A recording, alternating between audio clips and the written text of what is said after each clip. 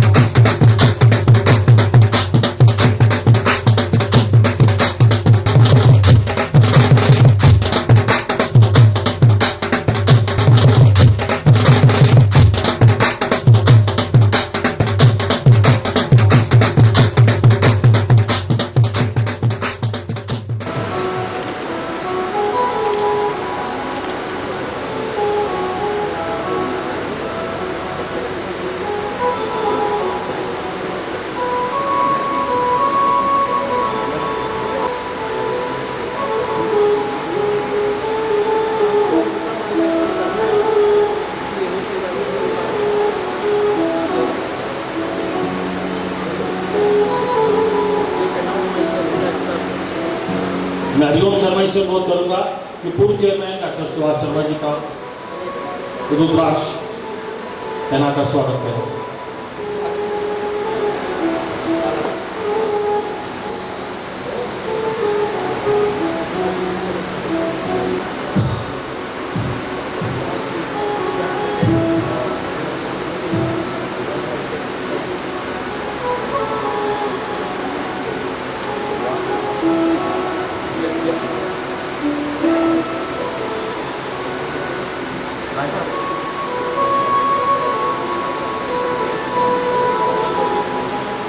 Doctor आदर्श जी से अनुरोध करूंगा कृपया मंच पर आए। राज के इंटर कॉलेज के प्रधानाचार्य श्री ब्रजेश कुमार जी से भी मेरा अनुरोध है, कृपया मंच पर आए।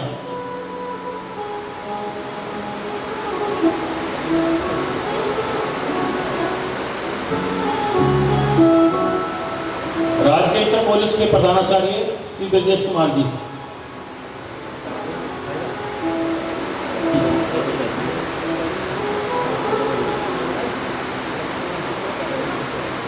मैं श्री लक्ष्मण जी और श्री राकेश जी से भी मेरा अनुरोध है, कृपया व्यासपीठ पर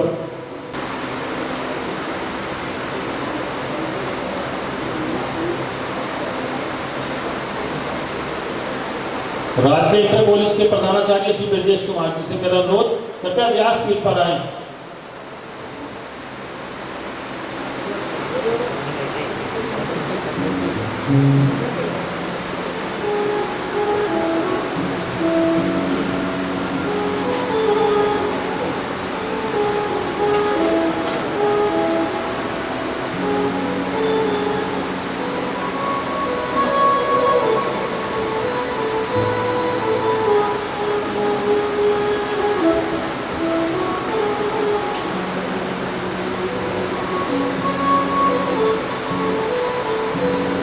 भगवान शिव के भक्तों के लिए रुद्राक्ष का एक विशेष महत्व माना जाता है।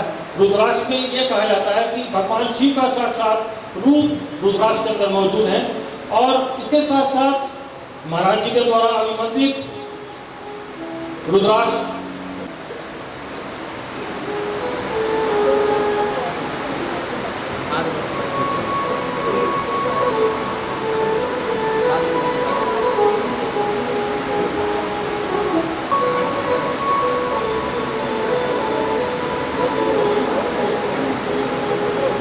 के चलते वो उस प्रांगण में ना होकर उसके ठीक सामने अपना बैंक्वेट हॉल में किया गया। आज सभी के सौभाग्य की बात है कि श्रावण माह के अनुरोध करूंगा विधिवत रूप से आप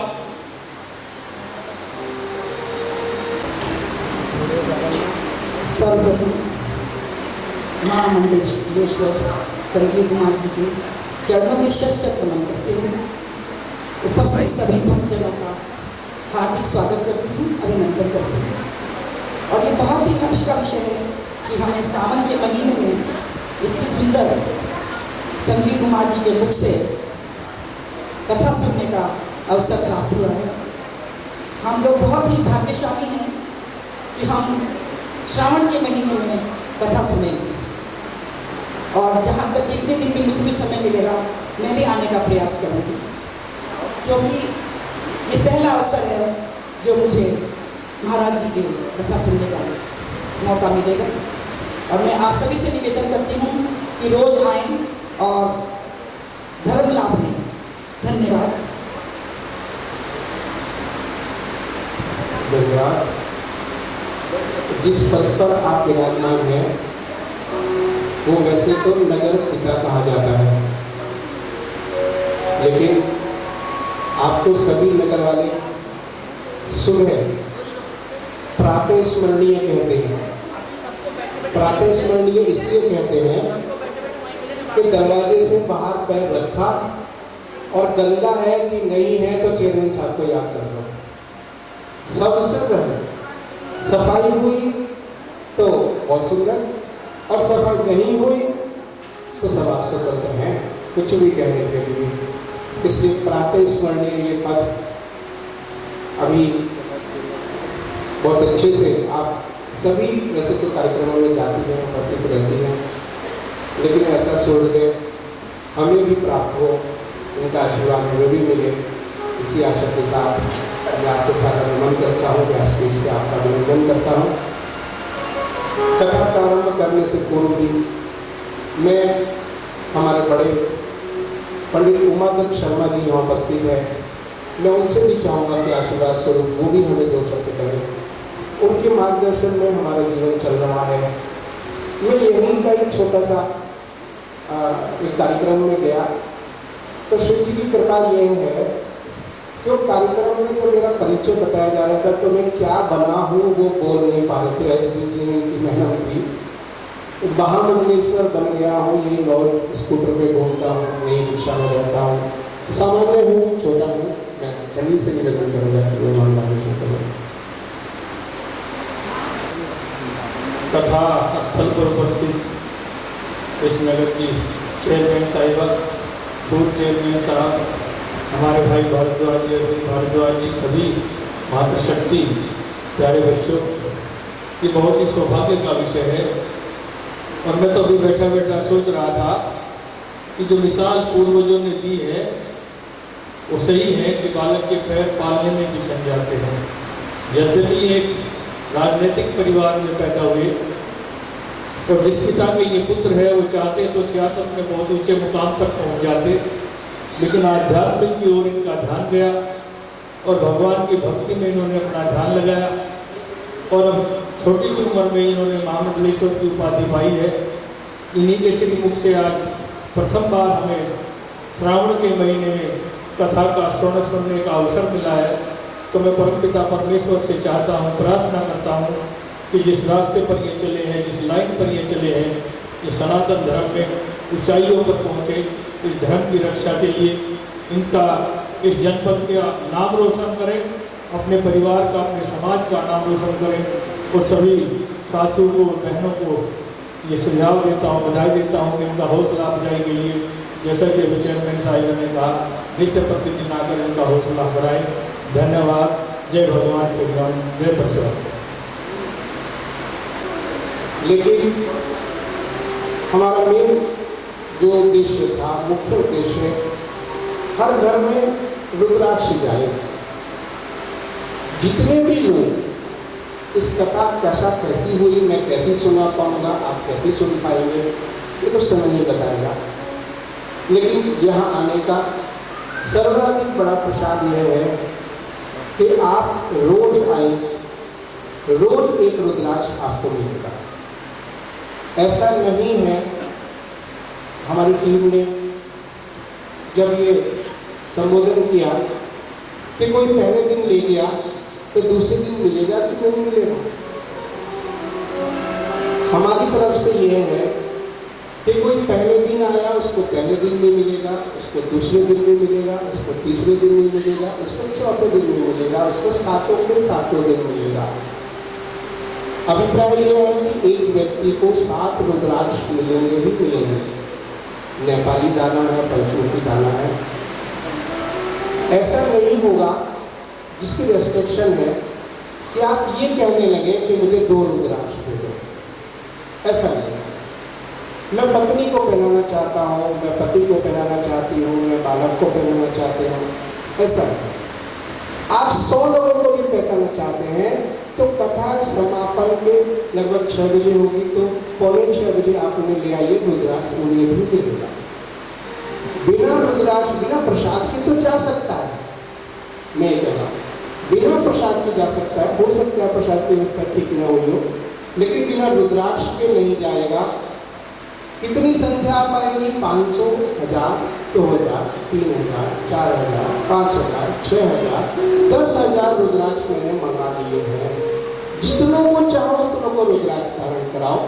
सावन का महीना है, श्रवण मास है, रुद्राक्ष सबके घर में होना चाहिए। जब रुद्राक्ष की महिमा गाऊंगा तो आपको अच्छे से सुनाऊंगा। अब आपकी अनुमति हो तो धीरे धीरे कथा की ओर अग्रसर करें, अगर अनुमति हो तो। पत्रक में रुद्राष्टक है, अपना पत्रक खोल सकते हैं। ये स्कूल का शुभारंभ है, आज से स्कूल शुरू हो रहा है। शिक्षक कैसा है ये तो मुझे नहीं पता, लेकिन ये स्कूल ऐसा है कि जिस स्कूल में आप पढ़े हैं वहाँ तो ये संशय है कि आप पास होगे कि नहीं होगे, मास्टर जी नंबर देंगे कि नहीं देंगे। लेकिन ये विद्यालय ऐसा है, आप एक बार भी आए, आपने एक बार भी शिव का नाम लिया तो आपका कल्याण 100% निश्चित है। फेल होने की कोई संभावना इस विद्यालय में नहीं है। इसलिए रुद्राष्टक से, रुद्राष्टक की महिमा में से मैं धीरे धीरे आगे भी बताऊंगा। ये रुद्राष्टक शत्रु पर विजय के लिए है। राजनीतिक लोग तो अच्छी तरह ध्यान करेंगे, शत्रु पर विजय के लिए है। शत्रु पर विजय ये मेरा प्रसंग नहीं है। रामचंद्र जी ने जब रावण को युद्ध करना था, उस पर विजय प्राप्त करनी थी, तो उन्होंने शिवलिंग की स्थापना करी और श्री रामचरितमानस इसका प्रमाण है कि उन्होंने रुद्राष्टक गाया, भगवान शिव को प्रसन्न किया। कुछ ज्योतिष पंडिताचार्य आपको बता भी सकते हैं, यदि विकट स्थितियों में हो तो 7 दिन लगातार सुबह शाम केवल एक बार रुद्राष्टक गाओ तो आपको विजय निश्चित प्राप्त होगी। ऐसा इस रुद्राष्टक का के विषय में कहा गया है। प्रमाण मेरे सामने है, धीरे धीरे कथा पर आऊंगा। अभी तो मन ये हो रहा है कि मैं क्या सुना, 5 मिनट 10 मिनट उसे जाना है, उसे बैठना है, कौन सुनेगा कौन रहेगा। अभी मन में इतना संशय चल रहा है कि ये भी सुना दूँ, ये भी सुना दूंगा, ये अक्षर भी कर दूंगा, वो भी कर दूंगा। लेकिन धीरे धीरे शुभारंभ करते हैं, आप सहयोग करें। रुद्राष्टक मेरे साथ दोहराएंगे, 8 पंक्तियां हैं केवल। धीरे धीरे इसीलिए सबको पत्रक दिया गया है कि किसी को कंठस्थ ना भी हो तो वो कहें।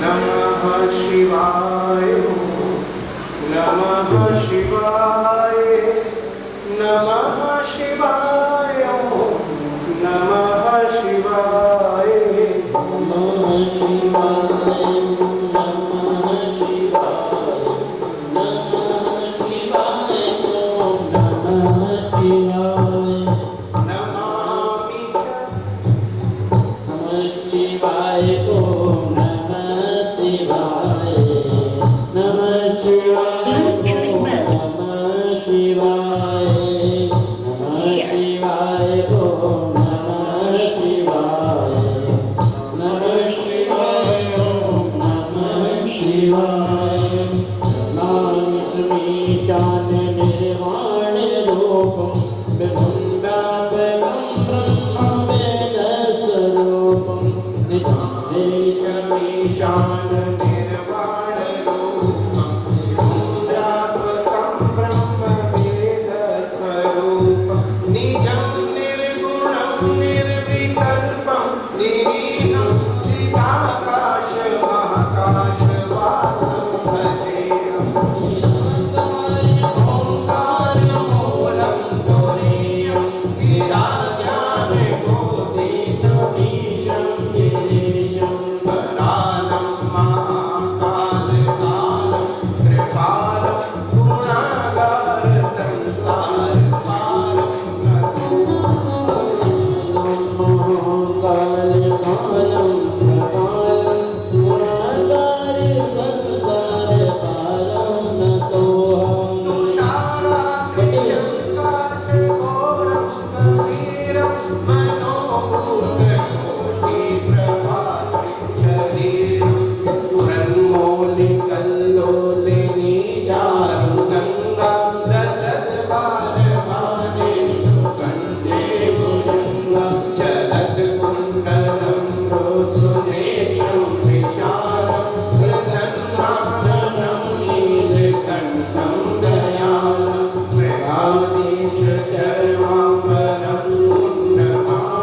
प्रिय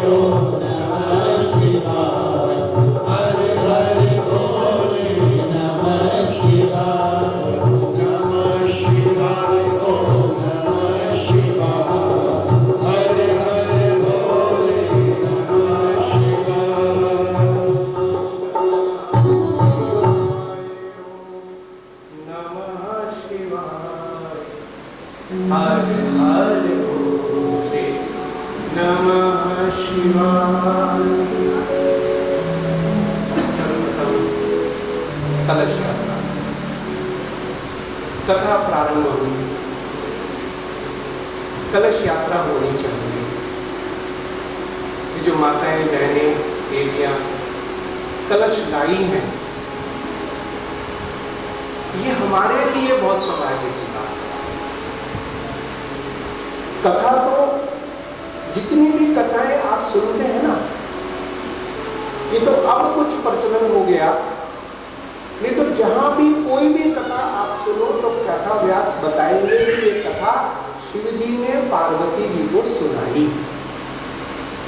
सोनक जी ने सूत जी से पूछा, सूत जी ने ऋषियों को बताई। कहीं ऐसा नहीं है कि भीड़ को बताई गई हो, कहीं नहीं। ये व्यवस्थाएं आज ये कथा मंदिर में भी हो सकती है, लेकिन कहीं ना कहीं भाई कलश उठाया तो थक गए तो एसी में बैठ जाओ, नीचे बैठा नहीं जा रहा तो सोफे का इंतजाम कर दो, सोफे पर बैठ जाओ। तो कथा सुनने जाएंगे 3 से 6 समय मिलेगा कि नहीं मिलेगा। ये सब भाव इसलिए नहीं कहे जा रहे, ये सब भाव इसलिए कहे जा रहे हैं कि निश्चित रूप से आप सौभाग्यशाली हैं। ये जो शिव पुराण की कथा तो होएगी, भगवान शंकर की स्वरूप है ये भी बताऊंगा, स्वरूप का भी महत्व बताऊंगा, सुनने का भी महत्व बताऊंगा। धीरे धीरे कथा चलेगी तो आप सब सुनेंगे। अंत तो गत्वा इस सब का अगर निचोड़ कहीं देखना हो तो आपका उद्धार कैसे होगा, कथा में ऐसा क्या होगा कि जिससे हमारा कल्याण ही कल्याण हो। तो सूत जी कहते हैं, मैं प्रमाणित बात कह रहा हूं, अपनी तरफ से कुछ भी मिलाकर नहीं कहूंगा, कुछ भी नहीं, जो शास्त्रोक्त है केवल वही चर्चा करेंगे। सूत जी कह रहे हैं कि शिव पुराण का अध्ययन करो, शिव पुराण का श्रवण करो। शिव पुराण श्रवण नहीं कर पा रहे, आधा पढ़ो, आधा नहीं पढ़ पा रहे, एक ही खंड पढ़ो, नहीं पढ़ पा रहे, एक श्लोक पढ़ो, एक श्लोक भी नहीं पढ़ पा रहे, आधा श्लोक पढ़ो, आधा श्लोक भी नहीं करते। क्यों? वो बुद्धिजीवी थे, वो कोई ठप लोग नहीं थे। जो ऋषि मुनि प्रश्न करते हैं ना, चर्चा करते हैं आपस में, वो ऋषि मुनि कुछ ना कुछ संदेश देना चाहते हैं। वो पूछते हैं, सूत जी मुझे तो पढ़ना ही नहीं आता, मुझे पढ़ना ही नहीं आता, मैं श्लोक कैसे पढ़ूं? मुझे तो पुस्तक का पता ही नहीं है सीधी है कि उल्टी है, मैं कैसे करूं? तो सूत जी कहते हैं उनका भी कल्याण का साधन है, घर में शिव पुराण लिया। जब घर से बाहर निकलो तो केवल उसे प्रणाम करो, केवल प्रणाम कर लो। नहीं पढ़ पा रहे, नहीं चल पा रहे, नहीं कर पा रहे, तो केवल शिव पुराण को प्रणाम, इससे बड़ा सरल साधन नहीं हो सकता। सूत जी, सोनक जी की ये कथा है। कथा प्रारंभ करते हैं, धीरे धीरे कथा की ओर चलते हैं। सोनक जी कहते हैं कि सूत जी हमें ये बताओ कि कलयुग में कल्याण का सरल साधन क्या है। प्रारंभ, कलयुग में कल्याण का सरल साधन क्या है, मैं आपके मन में बैठा दूंगा। 7 दिन आए तो बहुत अच्छा, देखो एक भी दिन आओगे, एक भी घंटा आओगे तो भी मन में बैठा दूंगा कि कल्याण का सरल साधन क्या है। सूत जी से पूछते हैं सोनक जी, उन्होंने कहा क्यों चिंता कर रहे हो, कल्याण के बहुत सारे साधन हैं कि नहीं, कलयुग में कल्याण का क्या साधन है, कलयुग में ऐसा क्या होगा। सोनक जी कहते हैं और सब बात छोड़ दो, जब व्यक्ति अध्ययन ही जीविका उपार्जन के लिए करेगा, इससे बड़ा बुरा काम नहीं हो सकता। टीचर्स यहाँ पर बैठे हैं, वो केवल इसलिए अध्ययन करें, मैं पंडित जी पुराण केवल इसलिए पढ़ूं कि मेरी जीविका उपार्जन हो, कोई मुझे यजमान ही नहीं। मैं जब भी कहूँगा मैं मुंह खोलूंगा ही नहीं। जब तक लिफाफा नहीं होगा, जब तक अर्पण बैंक्वेट हॉल नहीं होगा, एसी नहीं चलेगा, मंच अच्छा नहीं बनेगा, तब तक मैं कहूँगा ही नहीं। इससे खराब स्थिति नहीं हो सकती। ऐसा शिव पुराण कह रहा है कि जब विद्या अध्ययन जीविका उपार्जन के लिए होगा, दक्षिणा दे तो मैं ज्ञान दूंगा, अन्यथा दूंगा ही नहीं। और ऐसा खूब हो रहा है। हर व्यवसाय में ऐसा हो रहा है। वो चिकित्सा हो, किसी व्यवसाय की बात नहीं मैं कर रहा, वो इंजीनियरिंग हो, वो मजदूरी ही हो, वो कुछ भी हो, अगर एक हुनर आ गया तो मैं जब तक उसका ज्ञान तुम्हें नहीं दूंगा, जब तक तुम मुझे दक्षिणा नहीं दोगे। व्यवसायीकरण जब तक नहीं होगा, ऐसा कलिकाल का वर्णन कर रहे हैं। आदमी मशीन की तरह काम करेगा। मशीन से अभिप्राय कलिकाल का मतलब ही यही है। कली यानी मशीन का युग। आदमी मशीन की तरह काम करेगा। ये तो ठीक है, एक फोटोस्टेट मशीन लगाई, उसमें से 1000 फोटोस्टेट वो रोज कर रही है, रोज 1000, रोज 1000। उसके बराबर में दूसरी लगा दी तो वो भी रोज 1000, वो भी 1000, वो भी 1000। लेकिन आपस में मशीन का कोई रिलेशन है क्या? एक मशीन फोटोस्टेट की दूसरी मशीन से कोई चर्चा करती है क्या? एक खराब हो जाए तो दूसरी खराब हो जाती है क्या? एक चलती रहे तो दूसरी चलती रहती है क्या? लेकिन जीवन ऐसा ही है। व्यक्ति इस कलिकाल में ऐसा ही होने वाला है, बस मैं कर लूं। मेरा पिता क्या कर रहा है मुझे मतलब नहीं, मेरा पुत्र क्या कर रहा है मुझे मतलब नहीं, मेरी पत्नी क्या कर रही है मुझे मतलब नहीं, मेरा पति क्या कर रहा है मुझे मतलब नहीं, मेरे बच्चे क्या कर रहे हैं मुझे मतलब नहीं। मैं मशीन बन गया। जो ये वृद्ध आश्रम खुल रहे हैं, ये बाल हॉस्टल्स खुल रहे हैं, ये किस लिए खुल रहे हैं? हम उन्हें निभा नहीं पा रहे हैं। अभी स्थिति और खराब होने वाली है। अभी तो प्रारंभ है, अब स्थितियां और खराब होने वाली है। ये ऋषि मुनि, फिर वही कहूंगा, कोई ठप नहीं थे। वो इतने आगे की सोचकर पूछते थे, इस कलिकाल में उद्धार का सरल साधन क्या है? इस कलिकाल में सूत जी उसको प्रश्न का उत्तर देते हैं। तन की मशीनरी ने जब ठीक चल न सीखा, तन की मशीनरी ने जब ठीक चल न सीखा, बूढ़े शरीर का जब गुर्दों में जंग आया, बूढ़े शरीर का जब गुर्दों में जंग आया, तन की मशीनरी ने जब ठीक चल न सीखा, तन की मशीनरी ने जब ठीक चल न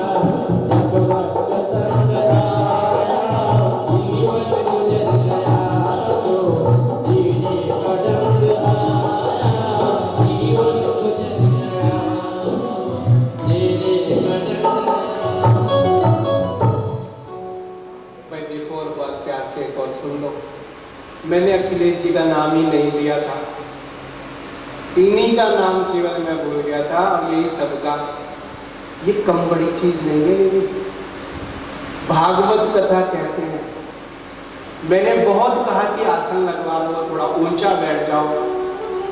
ये इस जनपद का प्यार है, सत्यपाल जी है। ये मंच भी, मैंने जो सोफे पे आप बैठे हो ना, वो कहा था पीछे लगाने के लिए, तो हॉल के मालिक साहब ने, जैन साहब ने ये लाल रंग लगवा दिया। ये रॉबिन को मैं कुछ नहीं दूंगा, ये रॉबिन लग रहा है कैमरा। ये मुझसे पूछते हैं लोग, कोई आपका आयोजक है क्या, कोई यजमान है क्या? भाई कोई यजमान नहीं है, मैं ही हूं बस। आप 2 घंटे पहले आके तो उनके साथ झाड़ू लगा रहा था, मैं ही हूं। इसलिए आप बड़े धैर्य से, इन्होंने तो इतना इतना कहा कि आप कथा सुनी और आ गए कि मैं रहूंगा। सत्यपाल जी हैं, पता नहीं समय दे पाऊंगा या नहीं, 24,000 श्लोकों को 7 दिन में कहना मेरे बस की बात नहीं है। 24,000 श्लोकों का संग्रह है ये कलाकार बने हैं। देखो बैठे शंकर जी बड़े खुश हैं, प्रसन्न हैं। ये भी आपको नृत्य दिखाएंगे, बहुत बढ़िया बढ़िया, आनंद रहे। पैसे मैंने भी नहीं दूंगा, मतलब सच बोल रहा हूँ, व्यासपीठ पर बैठा हूँ, कुछ दूंगा नहीं। लेकिन इन सब की भावना है कि पहली बार कथा यहाँ हो रही है, तो हमारा भी उसमें सहयोग रहे, हमारा भी छोटा सा सहयोग रहे। तो मैं मना नहीं कर पाता, नहीं, मैं कहीं हूँ, ये कहीं है। ये मेरे से सुंदर भजन गाएंगे, मैं कहीं बोल रहा हूँ, ये सुना देंगे जब आप बोर हो रहे होंगे ना, कोई पानी पीने के लिए, कोई इसके लिए। तो इनकी भी सहमति है भाई। अखिलेश जी को सादर प्रणाम। मेरी कथा 7 दिन तक चल जाए, कितना सुना पाऊँ मुझे नहीं पता। चलिए, तो कली काल के विषय में बता रहा। कली काल में जब मशीन की तरह आदमी काम करेगा, कल पुर्जों की तरह जब आदमी काम करेगा, हो रहा है। ये पति पत्नी का संबंध संस्कार होता था, अब क्या है, कमिटमेंट हो रहा है, लिखत पढ़त हो रही है, दहेज तय हो रहे हैं। इतने दोगे तो ठीक, इतने नहीं दोगे तो ठीक। मेरे लड़के ने डॉक्टरी कर ली तो अब उसकी कीमत 30 लाख हो गई, मेरे ने इंजीनियरिंग कर ली तो उसकी थोड़ी कम रह गई। अब वो संबंध नहीं रहे। और अभी तो कुछ भी नहीं है, अभी कुछ भी नहीं। अभी आप देखना, ये विकराल स्थिति इस कली काल की आने वाली है। इस कली काल में भी हमारे उद्धार का क्या साधन है? सोनक जी सूर्य जी से पूछते हैं, और दोनों ही पूछने वाले और कहने सुनने वाले बहुत श्रेष्ठ हैं। सीधे सीधे ब्रह्मा जी के शिष्य हैं सूर्य जी, कथा के मर्म को जानते हैं सूर्य जी, इसलिए सुनाते हैं, इसलिए बताते हैं। और बताते हैं कि शिव पद प्राप्त करना ही एकमात्र उद्देश्य है। शिव पद प्राप्त करना ही एकमात्र उद्देश्य है। सोनक जी कहते हैं, क्या भोजन ही हमारा उद्देश्य है? ये सृष्टि सारी भोजन पे चल रही है। क्यों कहा भोजन? व्यासपीठ पर बैठे पंडित जी भोजन पर आ गए, खाने पर आ गए, लेकिन भोजन से ही सृष्टि चल रही है।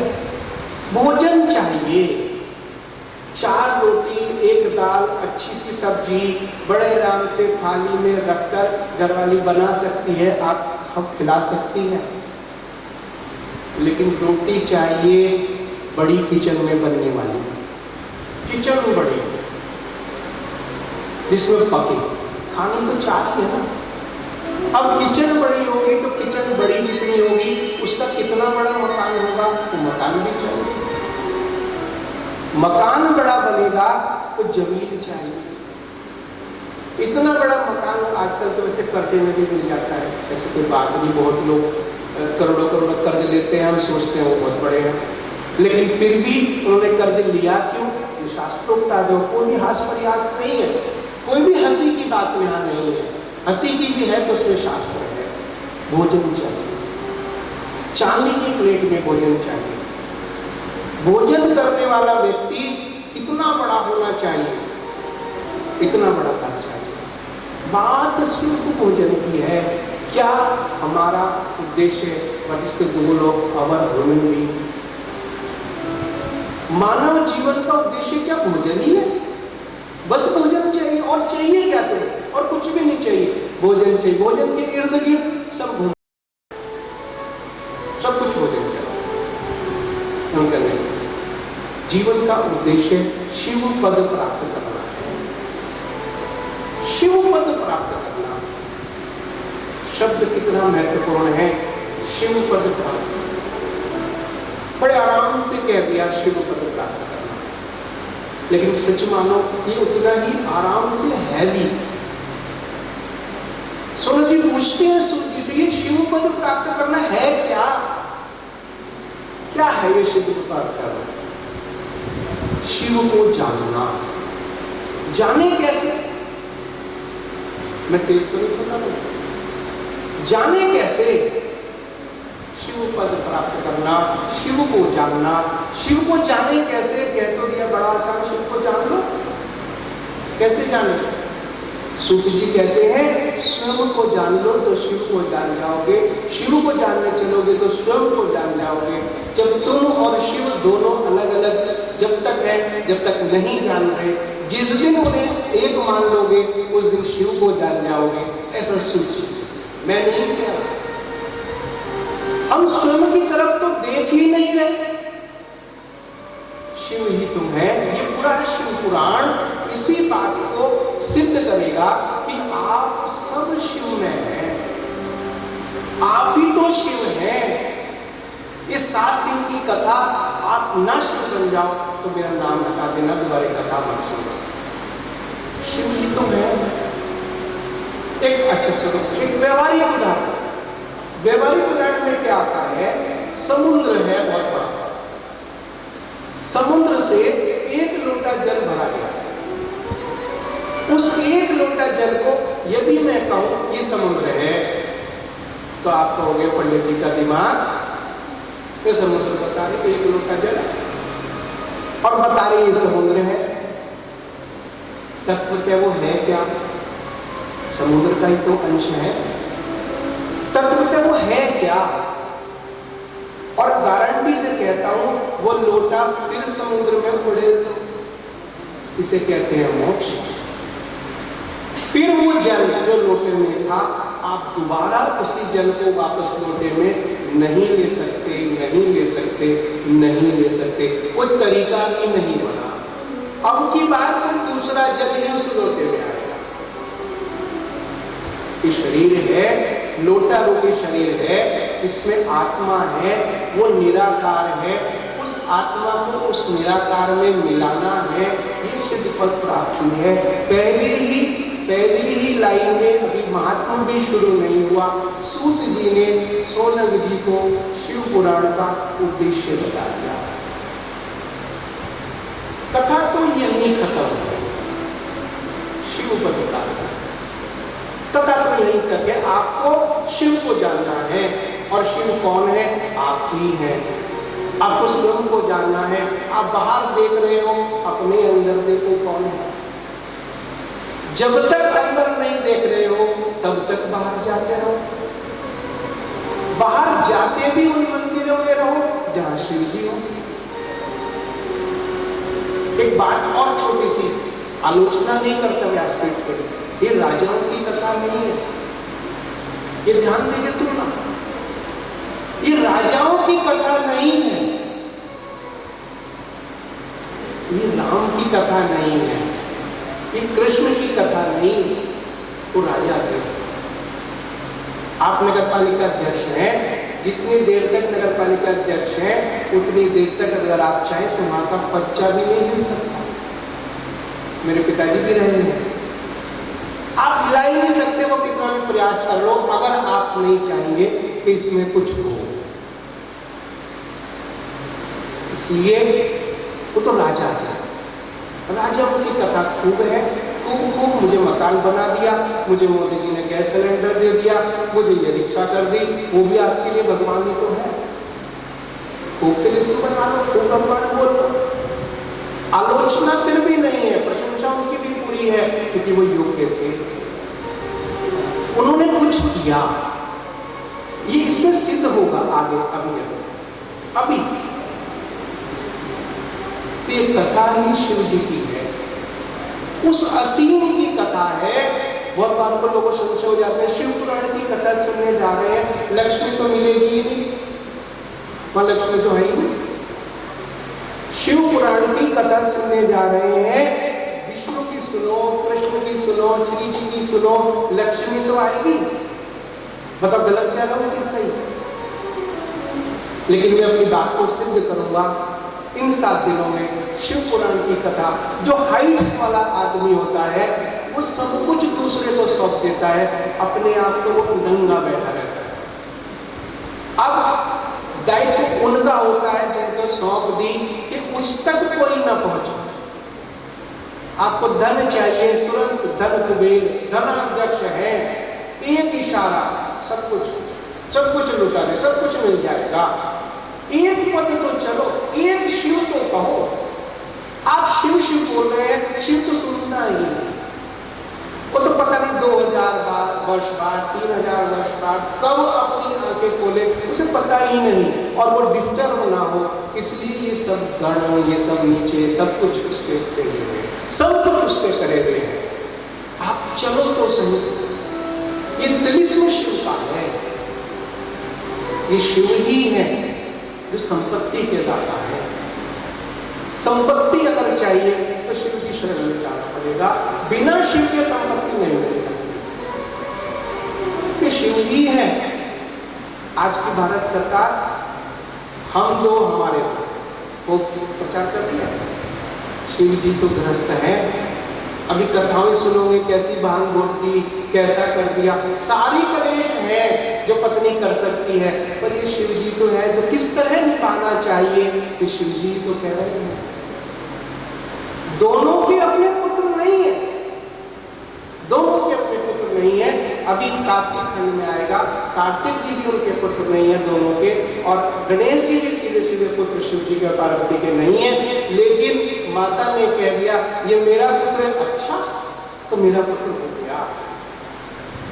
शिव जी ने कह दिया ये कार्तिक जिसे तुम कह रहे हो ये मेरा पुत्र है, तो माता ने कोई इफेक्ट बट की ही नहीं, कोई संशय ही नहीं, कह दिया तो है। ये सदग्रस्तों की कथा है। पति पत्नी बैठकर सुने, पति पत्नी बैठकर स्मरण करें, पति पत्नी मंदिर जाए। गोविंद गिरी जी महाराज इतने बड़ा उदाहरण सुनाते हैं कि कथा शुरू कर लूं पहले, फिर सुनाऊंगा उत्तर। ऐसे बढ़िया बढ़िया उदाहरण सुनाते हैं। पति पत्नी गरीब थे, रिक्शा चलाते थे और शिव की उपासना करते करते एक नियम बनाया कि बीच में 12 बजे हम दोनों शिव मंदिर जाया करेंगे। जब भक्त नहीं रहते, समय मिल जाएगा तो आराम से बैठकर ओम नमः शिवाय, ओम नमः शिवाय कह लिया करेंगे। वहां भी पंडित जी कुछ हमारी जैसे थे, रुद्राभिषेक करोगे तो 1100 होगा जी, 500 से कम तो बात नहीं बनेगी। अब वो रिक्शा चालक बेचारे क्या करते? एक भक्त घर से चला शिव को मनाने के लिए। एक भक्त घर से चला शिव को मनाने के लिए।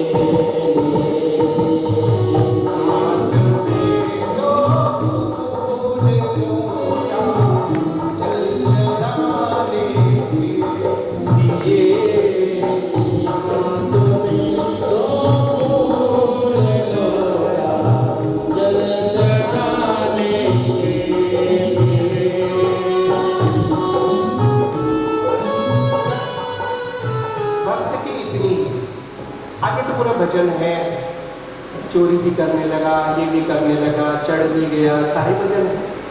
विषय पर आता चलो तो केवल शिव शिव, ओम नमः शिवाय, नमः शिवाय, नमः शिवाय जाते और 108 लोटे गिन गिन कर जल चढ़ाते, 108 लोटे गिन गिन कर जल चढ़ाते, ओम नमः शिवाय कहते, ओम नमः शिवाय कहते और जल चढ़ाते।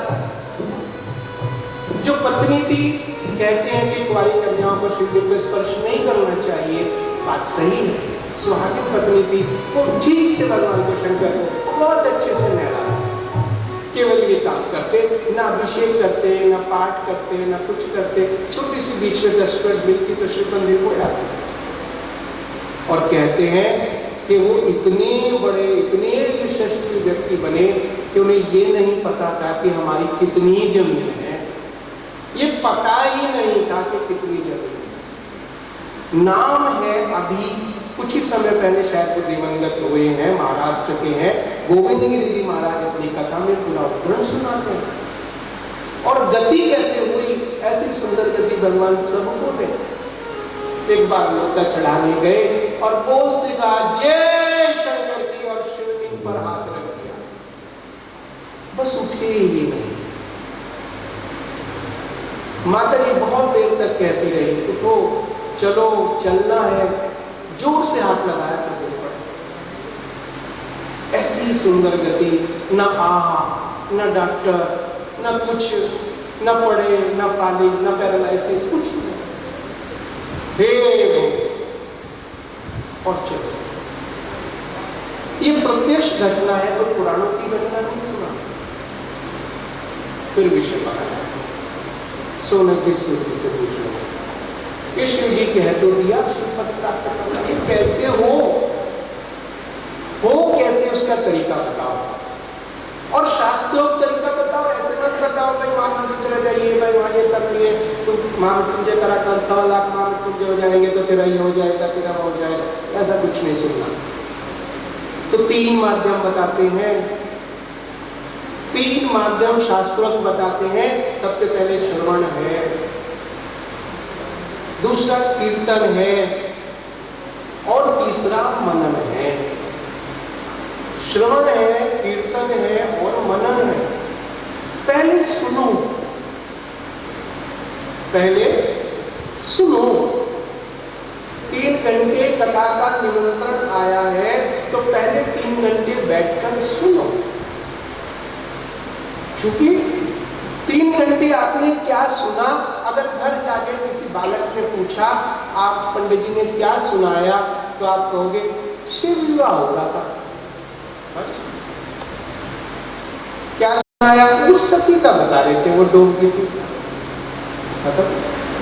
आपने सुना तो 3 घंटा, बताया कितना?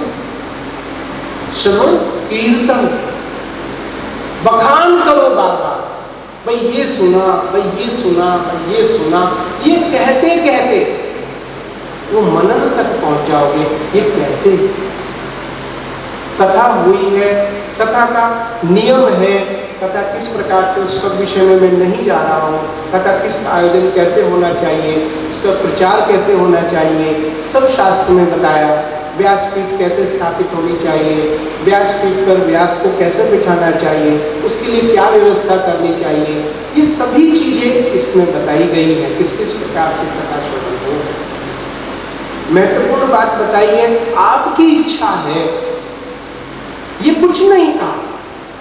श्रवण कैसे हो, आप दूध पी के भी कर सकते हैं, व्रत करके भी कर सकते हैं, एक समय भोजन करके भी कर सकते हैं, आप निराहार रह के भी कर सकते हैं। वो केवल इसलिए कि आपका ध्यान यहीं रहे।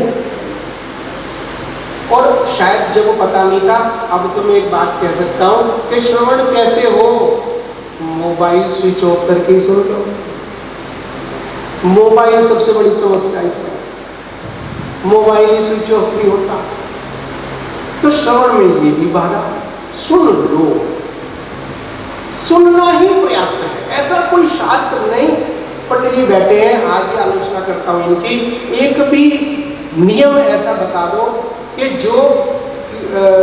जो हम पाठ करते हैं, रुद्राष्टक करते हैं, भीमाष्टक करते हैं, हम रुद्राभिषेक करते हैं, उनका फल मिलता हो, और शिव पुराण केवल सुनना हो, उसके फल से कहीं गुना अधिक हो, ऐसा कोई नियम है क्या? जितना किया उतना मिलेगा, जिसने किया उसे मिलेगा। और इसमें न पंडित जी की जरूरत, न अभिषेक की जरूरत, न पाठ की जरूरत। केवल सुन लो, YouTube पे सुन लो, चैनल पे सुन लो, कहीं भी सुन लो, बस सुन लो। सुनने की समस्या सर्वाधिक। परम पूज्य विजय कौशल जी तो इसी बात को पूरी 1 दिन चलाते हैं, सुनने की समस्या। आज सुनने की सबसे बड़ी समस्या है। हमारे घरों में बहुत कुछ जाना है, वहां पूछो क्या समस्या है, अजी बाबूजी मेरी बात नहीं सुनते। बात तो सब है पर मेरी बात नहीं सुनते। चलो जी बाबूजी से मिल लो, आपका लड़का कैसा है, बहुत योग्य है, डॉक्टर बन गया, इंजीनियर बन गया, पता नहीं मेरी नहीं सुनता, क्या करता रहेगा। और कहीं चले जाओ, बहू से पूछो सास कैसी है, बहुत बढ़िया है, खूब देती है, एसी में बैठाती है, सारे काम करती है, पर पता नहीं क्या करती रहे, मेरी नहीं सुनती। ओहो, चलो मैं पंडित जी कुछ करो, चलो जी सास के पास चले गए, भाई बहू कैसी है, बहुत बढ़िया है, खाना वाना, हाँ वो खाना देती है, सब काम करती है, शाम को पैर भी दबाती है, फिर समस्या क्या है, मेरी नहीं सुनती, अपनी करती रहे। अब बताओ, सुनने की सबसे बड़ी समस्या है, इसलिए शास्त्र में सबसे पहले कहा श्रवण, सबसे पहला नियम श्रवण है। आप सुन लो, सुनते सुनते सुनते सुनते सुनते सुनते आप कहना शुरू करोगे, नहीं ये बढ़िया है, नहीं ये बढ़िया है, नहीं ये अच्छा चीज है, मैंने आज ये सुना तो मैं ये संकल्प लेता हूँ कि मैं शिव मंदिर जाया करूँगा, मैंने आज सुना तो मैं ये खीर बनाया करूँगा, मैंने सुना श्रवण मास की महिमा तो मैं सोमवार के व्रत रखा करूँगा। कोई ना कोई एक नियम आप पकड़ लोगे, और कोई भी एक नियम पकड़ा तो आप करें। कोई भी एक नियम सिद्ध करने के लिए, पार करने के लिए पर्याप्त है। इसलिए सबसे पहले सुन लो श्रवण, फिर कीर्तन। श्रवण में भी प्रश्न बड़ा अच्छा है। जब भागवत कथा हो रही थी तो उद्धार किसका हुआ था जी? भागवत में उद्धार किसका हुआ था? परीक्षित जी। अब ऋषि प्रश्न करते हैं कि भागवत सुनने वाले तो बहुत, वहां तो पूरी भीड़ लगी थी, ऋषि मुनि आए थे, परीक्षित जी का ही उद्धार क्यों हुआ? सबका होना चाहिए था। जो वाहन लेने के लिए आया वो परीक्षित जी को लेने आया, बाकी को क्यों नहीं आया? ऋषि पूछते हैं, आपस में चर्चा करते हैं, ये संशय दूर करो। सुनी तो सबने थी, आप कह रहे हो श्रवण कथा तो सबने सुनी, लेकिन श्रवण क्या उतने ध्यान से किया? मेरा उद्धार इस कथा से होगा, इस परिप्रेक्ष्य में यहाँ बहुत कम बैठे होंगे, सबकी तो मैं आलोचना नहीं करता, लेकिन बहुत कम बैठे होंगे, बस कार्ड आ गया था, बस फोन आ गया था, बस मैंने दक्षिणा दी है, बस मैंने लिफाफा दिया है, बस मैं तो जाऊंगा इसलिए मुंह दिखाना है, तो आ गए, कथा सुनने नहीं आए। श्रवण की इतनी महत्ता है। अगर श्रवण कर लिया, अगर सुन लिया, अगर समझ में आ गया तो उद्धार है, निश्चित पहला ही आया। दूसरा है कीर्तन। आप बखान करें, और बखान करते करते आपके मन में निश्चित हो जाएगा, जो भी मैंने कहा कि अब मैं ओम नमः शिवाय जपा करूंगा। ओम नमः शिवाय जपने की भी विधि इसमें है। अब मैं ओम नमः शिवाय जपा करूंगा, मैं तो शिव शिव ही कहा करूंगा। जब ये स्थिर हो जाएगा तो मेरा उद्धार हो जाएगा। ये तीन साधन है, श्रवण, कीर्तन और बोल तो पढ़ो, सुन भी रहे हो, नहीं भजन कराऊं क्या दोबारा? मनन, मनन है ना। अब ऋषि मुनि और बात पूछते हैं, चलो जी आपने कहा श्रवण करो, कीर्तन करो, मनन करो, पर करे कहाँ? कथा बहुत अच्छी है, कथा ज्ञान गंगा है, गंगा की तरह बहती है, जो डुबकी लगाएगा पाप से मुक्त हो जाएगा। पर गंगा, कथा गंगा मेरे मोहल्ले में आई तो थी, मैं तो ड्यूटी पर था, मैं तो नहीं आ सकता था।